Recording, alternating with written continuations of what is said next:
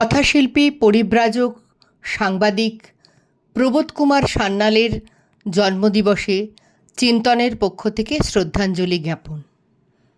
ঘর ছাড়া পথিকের শব্দসন্ধান, প্রবোধ কুমার সান্যাল ও তাঁর সাহিত্য মানস। প্রতিবেদন সোমেশ্বর মুখার্জি, পাঠে আমি বন্দনা ঘোষ ও মীনা লাহিড়ী। বাংলা সাহিত্যের ইতিহাসে এমন কিছু লেখক আছেন যাদের সাহিত্যিক পরিচয় কোনো একটি নির্দিষ্ট সংজ্ঞায় শেষ হয় না। তারা একই সঙ্গে কথাশিল্পী, পরিব্রাজক, সাংবাদিক এবং সময়ের নিবিড় পর্যবেক্ষক। প্রবোধ কুমার সান্যাল সেই বিরল পরিসরের একজন। রবীন্দ্রনাথের সাহিত্যিক প্রভাব তখন বাংলা সাহিত্যে সর্বব্যাপী। সেই সময়ে কল্লোল প্রজন্মের একদল তরুণ লেখক বাংলা গদ্যকে নতুন বাস্তবতার মুখোমুখি দাঁড় করান। নগর জীবনের টানাপোড়েন, মানুষের মানসিক জটিলতা, সামাজিক পরিবর্তনের অভিঘাত, এসব বিষয় সাহিত্যের নতুন গুরুত্ব পেতে শুরু করে। প্রবোধ কুমার সেই পরিবর্তনের অংশ ছিলেন। তবে তার পথ ছিল কিছুটা আলাদা। তিনি শহরের অভিজ্ঞতার পাশাপাশি বিস্তীর্ণ ভারতবর্ষের নানা প্রান্তে ঘুরে বেরিয়েছেন, নানা ধরনের মানুষের সংস্পর্শে এসেছেন। তার সেই জীবনানুভব তার সাহিত্যকে অন্য মাত্রা দিয়েছে। আজকের পাঠকের কাছে প্রবোধ কুমার সান্যালকে নতুন করে পড়ার একটি বিশেষ কারণ আছে। আমরা এমন এক সময়ে বাস করছি যখন ভ্রমণ অনেক সহজ, কিন্তু ভ্রমণের অভিজ্ঞতা অনেক সময় অগভীর। স্থান বদল হয়, কিন্তু দৃষ্টিভঙ্গির পরিবর্তন ঘটে না। বহু দশক আগে প্রবোধ কুমার এই পার্থক্যটি বুঝেছিলেন। তার কাছে ভ্রমণ ছিল না কোনো সাফল্যের তালিকা বা দূরত্ব অতিক্রমের হিসেব, ছিল মানুষের সঙ্গে সাক্ষাতের একটি মাধ্যম।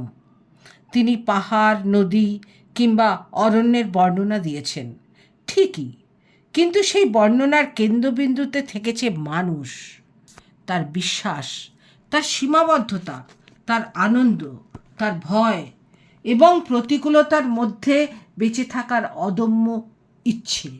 এই দৃষ্টিভঙ্গির সবচেয়ে উজ্জ্বল প্রকাশ ঘটে তার কালজয়ী গ্রন্থ মহাপ্রস্থানের পথে, যা লেখা হয়েছিল 1937 সালে। বাংলা ভ্রমণ সাহিত্যে এই বইয়ের গুরুত্ব শুধু তার বিষয়বস্তুর জন্য নয়, তার দৃষ্টিভঙ্গির জন্য। হিমালয়ের দুর্গম তীর্থযাত্রাকে তিনি কেবল ধর্মীয় আবেগ বা প্রকৃতির মহিমার বর্ণনায় সীমাবদ্ধ রাখেননি। প্রবোধ কুমারের হিমালয় ভাবনার মধ্যেও এই মানবিক দৃষ্টি সবচেয়ে বেশি লক্ষণীয়। তাই যখন তিনি দেবতাত্মা হিমালয় কিংবা উত্তর হিমালয় চরিতের মতো রচনা লিখেছেন, তখন তার চোখ শুধু তুষারাবৃত শৃঙ্গের দিকে নয়, সেই প্রকৃতির মধ্যে বেঁচে থাকা মানুষগুলোর দিকেও সমানভাবে নিবদ্ধ থেকেছে। প্রকৃতির সৌন্দর্যের সঙ্গে মানুষের সংগ্রামকে তিনি কখনো আলাদা করে দেখেননি। তাঁর লেখায় পাহাড় যেমন মহিমান্বিত, তেমনি সেই পাহাড়ের কোলে বাস করা মানুষের জীবনও সমান মর্যাদা পেয়েছে। তাঁর কাছে ভ্রমণ ছিল এক ধরনের আত্ম অন্বেষণ, যেখানে বাইরের পৃথিবীকে দেখতে দেখতে মানুষ নিজের ভেতরের অজানা ভূগোলও আবিষ্কার করে। বাংলা ভ্রমণ সাহিত্যের ইতিহাসে এই দৃষ্টিভঙ্গি তাকে স্বতন্ত্র করে রেখেছে। তার উপন্যাস উত্তর হিমালয় চরিত থেকে একটু পাঠ আমরা এখন শুনব। আমার বিদায় এবার আসন্ন। আমি যাবার পথের পথিক। বহুকাল পরে হারানো বন্ধুকে যেন খুঁজে পেয়েছিলুম। পুরনো ইতিহাস ডিঙিয়ে এসে নতুন করে যেন তার সঙ্গে মন জানাজানি চলছিল। চেয়ে দেখছি লাদাখের সর্বত্র পাথরে পাথরে লেখা ভারতীয় শিলালিপি, যেগুলো খ্রিস্টজন্মের প্রায় 300 বছর আগে থেকে খোদিত। এগুলো সেই অশোকের আমল থেকে চলে এসেছে পরবর্তী 1200 বছর পর্যন্ত। তারপর বন্ধুর খবর মেলেনি অনেক দিন। এর মধ্যে হিন্দু সভ্যতার সঙ্গে ইসলামের সংহতি ঘটেছে ভারতে, এবং অনাদৃত ও অনাচার পীড়িত বৌদ্ধ সম্প্রদায় কালক্রমে আশ্রয় নেয় দুস্তর হিমালয়ের স্তরে স্তরে। আপন জন্মভূমির প্রতি অভিমানবশত তিব্বতের দিক থেকে তারা মুখ ফেরায়। অন্ধকারাচ্ছন্ন তিব্বতকে তারা সংস্কৃতিবান করে তুলতে থাকে। ভারতীয় ইতিহাস এই কথাই বলে, নালন্দার ভারতীয় সংস্কৃতির প্রায় 13 শতাব্দী পর্যন্ত আপন একছত্র প্রভাবের দ্বারা তিব্বতে এক নতুন সভ্যতা বিস্তার করে। আমি নিজে একজন সাহিত্যকর্মী ও পর্যটক। ইতিহাস বা রাজনীতি আমার পেশা নয়, কিন্তু কাশ্মীর বা লাদাখ ভ্রমণকালে এই দুটি বিষয় বাদ দিলে যা থাকে তা হলো ভৌগোলিক ও প্রাকৃতিক বর্ণনা। কিন্তু এ দুটির মধ্যে রাজনীতি ও ইতিহাস বিজড়িত। লাদাখের ভূগোল আগাগোড়া ইতিহাসে খেলা। চীন তার স্বরচিত ইতিহাসের বইটি সঙ্গে রেখেই লাদাখের ভূগোল দিচ্ছে বদলিয়ে। কাশ্মীরের নতুন গভর্নমেন্ট লাদাখের আমূল পরিবর্তন সাধনের জন্য যে অর্থনৈতিক উন্নয়ন পরিকল্পনা নিয়ে দাঁড়িয়েছেন সেটি রাজনীতির রূপান্তর। একালের সমাজ জীবনের সঙ্গে রাষ্ট্রের গতি প্রকৃতি এমনভাবে অঙ্গাঙ্গিকভাবে সম্পর্কিত যে কোনো চক্ষুষ্মান লেখক, সাংবাদিক বা সাহিত্যকর্মী রাজনীতি বাদ দিয়ে অসংখ্য অর্থনৈতিক জীবনের চেহারাটাকে এড়িয়ে কেবলমাত্র চিত্তপ্রসাদকে নিয়ে স্থির থাকছে না। আর লাদাখ এবং কাশ্মীর সম্মিলিতভাবে ভারতের সামনে এক বিরাট জিজ্ঞাসার চিহ্ন। ভারতে প্রায় 45 কোটি নরনারী এই চিহ্নের দ্বারা চিহ্নিত হচ্ছে। লেখক সমাজ তার থেকে বিচ্ছিন্ন নয়। কথা সাহিত্যিক হিসেবে তার অবদানও বাংলা সাহিত্যে সমানভাবে গুরুত্বপূর্ণ। তার উপন্যাস ও ছোট গল্পে যে জীবন চেতনার পরিচয় পাওয়া যায় তা ভ্রমণ সাহিত্যের সঙ্গে এক অদৃশ্য সেতুতে যুক্ত। উভয়ের কেন্দ্রেই রয়েছে মানুষ, তার আকাঙ্ক্ষা, সংকট, সম্পর্ক, স্বাধীনতার তৃষ্ণা এবং নিজেকে অস্তিত্বকে অর্থপূর্ণ করে তোলার নিরন্তর চেষ্টা।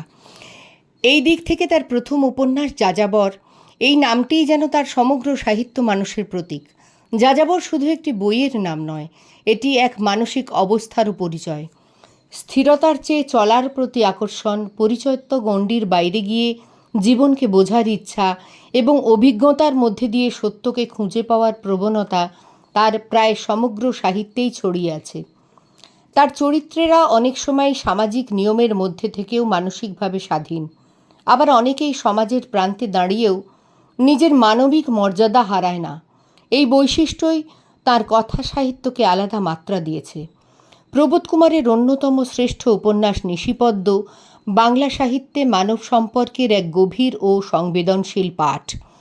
সমাজ যাদের পরিচয়কে সংকীর্ণ সংজ্ঞায় বেঁধে দেয়, লেখক তাদের ভেতরের মানুষটিকেই সামনে আনতে চেয়েছেন। এক পতিতা এবং এক সমাজবিচ্ছিন্ন পুরুষের সম্পর্ককে তিনি এমনভাবে নির্মাণ করেছেন যেখানে করুণা বা নৈতিক বিচার নয়, মানবিকতার প্রশ্নটি মুখ্য হয়ে ওঠে। এই উপন্যাসের স্থায়ী আবেদন সম্ভবত এখানেই। এটি পাঠককে মানুষের সামাজিক পরিচয়ের বাইরে গিয়ে তার অস্তিত্বকে দেখতে শেখায়। পরবর্তীকালে একই নামে নির্মিত বাংলা চলচ্চিত্র এই কাহিনীকে আরও বৃহত্তর পাঠক মহলের কাছে পৌঁছে দেয়। প্রবোধ কুমারের নারী চরিত্র নিয়ে আলোচনা করতে গেলে বিশেষভাবে উল্লেখ করতে হয় প্রিয় বান্ধবী এবং অগ্রগামীর কথা। তার সময়ের সামাজিক বাস্তবতায় নারী পুরুষের সম্পর্ক নিয়ে সাহিত্যে যে ধরনের ধারণা প্রচলিত ছিল তার বাইরে গিয়ে তিনি অন্য সম্ভাবনার কথা ভেবেছেন। প্রেম, দাম্পত্য কিংবা সামাজিক কর্তব্যের পাশাপাশি পারস্পরিক শ্রদ্ধা, মানসিক সঙ্গ এবং বৌদ্ধিক বন্ধুত্বও যে একটি সম্পর্কের ভিত হতে পারে, তার লেখায় সেই ভাবনা স্বাভাবিকভাবেই উঠে এসেছে। এই দৃষ্টিভঙ্গি কোনো উচ্চকিত ঘোষণা নয়, বরং চরিত্রগুলির জীবনযাপনের মধ্যে দিয়েই তা প্রকাশ পেয়েছে। হাসুবানু ও আঁকাবাঁকার মতো উপন্যাসে আমরা সম্পূর্ণ ভিন্ন এক প্রবোধ কুমারকে দেখি। এখানে তিনি সাধারণ মানুষের জীবনকে অসাধারণ করে তোলার চেষ্টা করেননি, বরঞ্চ জীবনের স্বাভাবিক ছন্দ, অভাবের বাস্তবতা, ছোট ছোট সুখ, দীর্ঘস্থায়ী হতাশা এবং সংগ্রামের মধ্যে লুকিয়ে থাকা মানবিক শক্তিকেই তিনি গুরুত্ব দিয়েছেন। এই সংযমই তার সাহিত্যকে বিশ্বাসযোগ্য করে তোলে। পাঠকের মনে হয় তিনি চরিত্র সৃষ্টি করছেন না, বরং চারপাশের মানুষদেরই সাহিত্য রূপ দিচ্ছেন। তার চরিত্র নির্মাণের পদ্ধতিও লক্ষণীয়। তিনি সচরাচর আদর্শ নায়ক নায়িকা নির্মাণ করেন না। তার মানুষেরা অসম্পূর্ণ, দ্বিধাগ্রস্ত, কখনো ভুল করে, কখনো সিদ্ধান্তহীনতায় ভোগে, আবার প্রয়োজনে সাহসও দেখায়। জীবনের এই অসম্পূর্ণতাকে তিনি স্বীকার করেছেন। সম্ভবত এই কারণেই চরিত্রগুলোকে বাস্তব বলে মনে হয়। তার সাহিত্যিক প্রতীক হয়ে ওঠার আগেই মানুষ হয়ে ওঠে। আমরা এখানে হাসুবাণী উপন্যাসের কিছু নির্বাচিত অংশ শুনছি। হাসনু বললে, ছোট খুড়ি, মনে হচ্ছে তুমি একটা সামাজিক সম্মতি চাও, কিন্তু তুমি, আমি, হিরণ, মীরা এরা সবাই সমাজ নয় যেখানে থেকে তুমি সেই সম্মতি চাইছো। সমাজ আমাদের ছিল, সেটা ভেঙে পড়েছে, আমরাও সব ছড়িয়ে পড়েছি। একটা মেশিনের তোড়জোড় আলগা হয়ে যেমন চারিদিকে তার কলকবজা ঠিকরে পড়ে, আমরাও তেমনি। আমাদের আর সমাজ নেই, আছে তার একটা অস্পষ্ট চেতনা। লক্ষ লক্ষ লোক একটা বিশেষ সংস্থার থেকে ছিটকে পড়েছে। তাদের জনতা দেখছি কোলাহল আর কচকচি, কিন্তু তাদের মধ্যে ভাবের কোনো ঐক্য নেই। একজনের সঙ্গে আরেকজনের সামাজিক বন্ধন কিছুই নেই। নদীর প্রবাহে ভেসে চলেছে কচুরিপানা, মাঝে মাঝে প্রবাহের পথ আটকে যায়, আবার দুরন্ত স্রোত পিছন থেকে ঠেলে নিয়ে তাদের ভাসিয়ে নিয়ে যায়। আমরাও আজ ভেসে যাচ্ছি এই সেই খরস্রোতে, ভয়ানক ঠেলা পেছন থেকে, সাধ্য নেই আত্মরক্ষার। দুরন্ত গতিতে আমাদের ছুটে যেতে হবে। তুমি আজ সামাজিক সম্মতি চাও, কিন্তু কার কাছে? কোথায় সেই সমাজ, কোথায় সেই ব্যবস্থা, যে ব্যবস্থা তোমাকে মুক্তি না দিয়েও তোমাকে অমৃতের আস্বাদ দেবে? ছোট খুড়ি, মুক্তি হলো একটি মানসিক চেতনা। মুক্তি নিয়ে তুমি যাবে কোথায়? মানুষ ছাড়া আশ্রয় কোথায়? সুতরাং এখানে দরকার তোমার বিচার বুদ্ধির। সমস্ত অনুশাসনকেই তুমি একটি মুহূর্তে অস্বীকার করতে পারো যদি তোমার বিচার বুদ্ধির সায় থাকে। তোমার পথে কেউ দাঁড়িয়ে নেই ছোট খুড়ি। প্রমোদ কুমার সান্যালের সাহিত্যিক পরিচয় নিয়ে আলোচনা করতে গিয়ে তার সাংবাদিক সম্পাদক পরিচয়কে উপেক্ষা করা যায় না, কারণ তার লেখক সত্তার বিকাশ কেবল বইয়ের জগতে ঘটেনি। সংবাদপত্রের মতো ব্যস্তীয় সম্পাদকীয় দপ্তর, সমকালীন রাজনৈতিক আলোড়ন ও সমাজ জীবনের প্রত্যক্ষ অভিজ্ঞতা তাকে গভীরভাবে প্রভাবিত করেছিল। তিনি সেই বিরল সাহিত্যিকদের একজন যাদের কাছে লেখা ছিল শুধু শিল্পসৃষ্টি নয়, সময়ের সঙ্গে নিরন্তর সংলাপের একটি মাধ্যম। 30-40-এর দশকে যুগান্তর পত্রিকার সাহিত্য বাসর, তারও আগে বিজলি, স্বদেশ, পদাতিকের সঙ্গে যুক্ত থাকার অভিজ্ঞতা তাকে সমকালের ভেতর থেকে দেখার সুযোগ করে দিয়েছিল। এই পরিসরে তিনি শুধু লেখক ছিলেন না, ছিলেন মত প্রকাশের স্বাধীনতায় বিশ্বাসী এক সচেতন বুদ্ধিজীবী। তার সম্পাদকীয় রচনায় যেমন সাহিত্য বোধ ছিল, তেমনি ছিল সামাজিক দায়বদ্ধতার পরিচয়। ব্রিটিশ শাসন ব্যবস্থার প্রতি তার সমালোচনামূলক অবস্থান এরই অংশ। স্বদেশ পত্রিকার সম্পাদনার সময় তার বিরুদ্ধে রাজদ্রোহের মামলা হওয়া সেই সময়ের রাজনৈতিক বাস্তবতারই একটি গুরুত্বপূর্ণ স্মারক। এই অভিজ্ঞতা তার কথা সাহিত্যকে গভীরভাবে প্রভাবিত করেছিল। ইতিহাস তার কাছে কখনো দূরের বিষয় ছিল না। 2 বিশ্বযুদ্ধ, স্বাধীনতা আন্দোলন কিংবা দেশভাগ, এই ঘটনাগুলো তার লেখায় কেবল প্রেক্ষাপট হিসেবে আসেনি।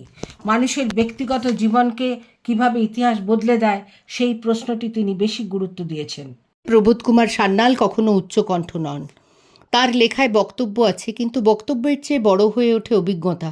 তিনি পাঠককে কোনো নির্দিষ্ট সিদ্ধান্ত মেনে নিতে বাধ্য করেন না, বরং চরিত্র, ঘটনা এবং পরিবেশের মধ্য দিয়ে এমন এক অনুভবের জগৎ তৈরি করেন যেখানে পাঠক নিজেই নিজের সিদ্ধান্তে পৌঁছতে পারেন।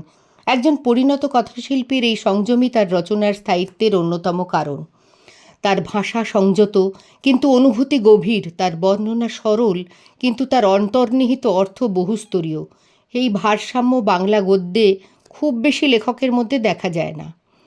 আজকের সময় দাঁড়িয়ে তার সাহিত্য নতুনভাবে পাঠ করার আরও একটি কারণ রয়েছে। আমরা এমন এক যুগে বাস করছি যেখানে দ্রুততা প্রায় সব কিছুর মূল্য নির্ধারণ করছে। ভ্রমণ দ্রুত, যোগাযোগ দ্রুত, তথ্যের আদান প্রদান দ্রুত, কিন্তু এই দ্রুততার মধ্যে মানুষের অভিজ্ঞতা প্রায় অসম্পূর্ণ থেকে যায়। প্রবোধ কুমার সান্যাল যেন তার ঠিক বিপরীত একটি শিক্ষা দিয়ে যান। তিনি মনে করিয়ে দেন, পথের দৈর্ঘ্য নয়, পথের অভিজ্ঞতাই মানুষকে সমৃদ্ধ করে। কোনো জায়গায় পৌঁছে যাওয়ার চেয়ে গুরুত্বপূর্ণ হলো সেই পথে চলতে চলতে মানুষ কী শিখল। এই কারণেই তাঁর ভ্রমণ সাহিত্য ও কথা সাহিত্যকে আলাদা করে দেখা কঠিন। একটির মধ্যে রয়েছে বাইরের পৃথিবীর অনুসন্ধান, অন্যটির মধ্যে মানুষের অন্তর্জগতের অনুসন্ধান, কিন্তু উভয়ের লক্ষ্য এক, মানুষকে আরও গভীরভাবে জানা। হয়তো এই কারণেই তার চরিত্রেরা এত জীবন্ত, তার ভ্রমণ বর্ণনা এত মানবিক, আর তার সাহিত্য আজও এত পাঠযোগ্য। জন্মবার্ষিকীতে প্রবোধ কুমার সান্যালকে স্মরণ করা মানে কেবল অতীতের একজন খ্যাতিমান লেখককে শ্রদ্ধা জানানো নয়, বরং এমন একজন সাহিত্যিকের কাছে ফিরে যাওয়া যিনি আমাদের শিখিয়েছেন সাহিত্য তখনই সত্যিকারের অর্থে জীবন্ত হয়ে ওঠে যখন তা মানুষের অভিজ্ঞতার সঙ্গে যুক্ত থাকে। তিনি পথকে ভালোবেসেছিলেন বলেই মানুষের কাছাকাছি পৌঁছেছিলেন, আর মানুষের কাছাকাছি পৌঁছতে পেরেছিলেন বলেই তার সাহিত্য আজও আমাদের কাছে প্রাসঙ্গিক। তিনি বেঁচে থাকেন তার বইয়ের পাতায় নয়, শুধু নতুন নতুন পাঠকের ভাবনার মধ্যে। নমস্কার। নমস্কার।